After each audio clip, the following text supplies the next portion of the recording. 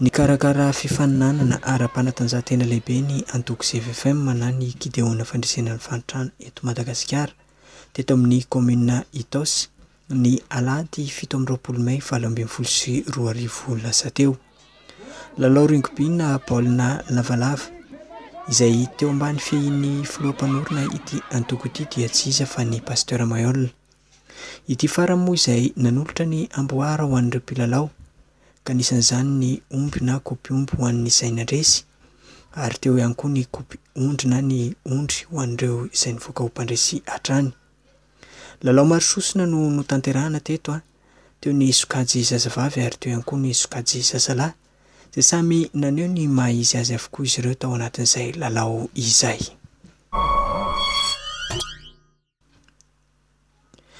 Niavaka tokoa raha ity alahady ity ho an'ny filoham-panorona ny antoko CVFM satria dia lalao maro sosona no natrehiny ary anisan'izany ihany koa ity teto amin'ny kianjan'ny Maki Andohatapenaka ity.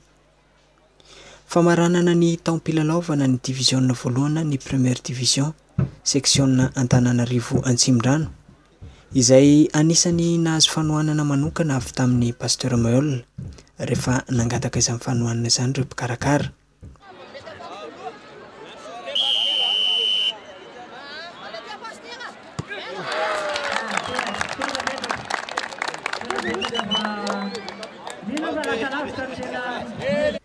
Izay no midika fa dia ho an'ny olon-drehetra ny Pasteur Mayol ary tsy manavakavaka fa vonona ny ifanometanana amin'ireo izay te hiara-iasa aminy indrindra amin'ny fampandrosoana ny firenena malagasy.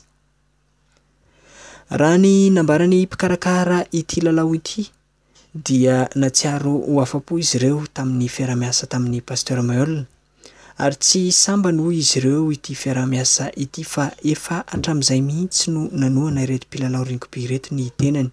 Le kilalao izay ataontsika androany eto zany famaranana ny taom-pilalaovan'ny première division any section Antsimondrano. Iny karakaraina androany zany dia mbola manana izay zany tournoi deuxième sy ny troisième zany mbola miandry anay amin'ny manaraka fa io zany aloha nitotosany androany. Ny antony nasainay manokana ny Pasteur Mayol dia izy moa zany dia fa mpanampy anay foana amin'izay zavatra karakarainay aty Antsimondrano dia amin'ny zavatra lehibe ohatran'izao zany dia mila mifanampiana avy any anaminy izay zany azahoana manatotosa amin'izao zava-dehibe izao. Satria zao amin'izao kilalao ataonay zany zao dia izy nanolotra ny omby sy nanome ny fanatotosana an'izay lalao zao.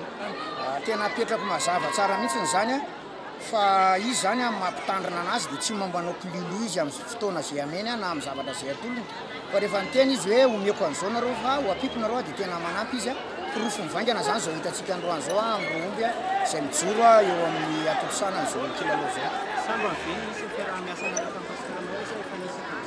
Efa nanampy anay foana izy hatramin'izay ary mbola izy zany mbola manampy anay foana hatramin'izao. Ny afatra tiako ampitaina zany izay mpiara-miasa rehetrarehetra amin'ny section Antsimondrano dia misaotra betsaka amin'ny Pasteur Mayol amin'izao fanampiana anay izao satria raha dinihana amin'izao fiainana izao zany dia tsy totosanay izao zavatra izao raha tsy teo mifanampiana lehibe izay nataony. Dia manarakaraka an'izany misaotra an'Andriamanitra lehibe izay amin'izay famorampony izay zany nanampy anay sy nanatanteraka ny zao lalao izay nikarakaraina izao. Dia mbola maniry koa izay mba hitohizan'ny fanampiana sy ny fiaraha-miasa foana zany satria izay mbola misy an'ireo varomangatsika dia ny deuxième sy ny troisième koa zany mba tonga dia apetraka aty am-boalohany.